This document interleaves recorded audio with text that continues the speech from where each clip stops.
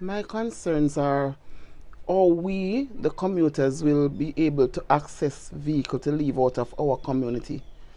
Coming back won't be a problem because you will be in town or Yalas where you can take a taxi or whatever, but leaving our community is going to be a problem because no vehicle is coming through again.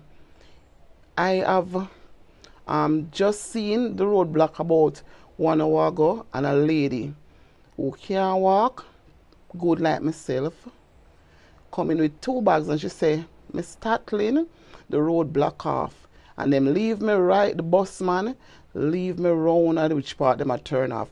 And he could have come through because it is not completely blocked, but them just are gonna light the new road, and no matter what, them are gonna just hit the new road and forget about we around here, right? She says a man will work around there, drive her, give her a drive down, carry her home, and she wouldn't reach it. She had 2 bags too.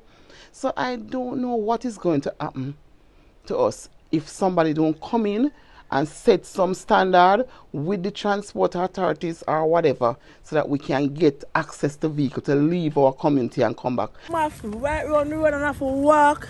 Come around and say them something a slackness with the load. How we are going to manage? We look to walk from right round to the entrance to the highway there, so come around. People man can't in the bush and lay where people and rob people. Them something a slackness.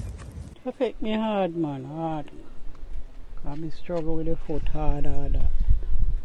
You come down. Not one pass here from the road start using. So we have a real problem. And we need somebody to step up and settle something for us.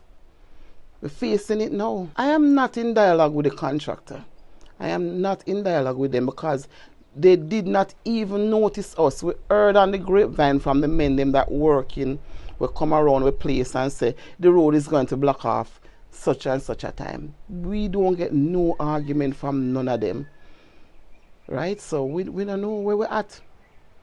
We do not know where we are at right now.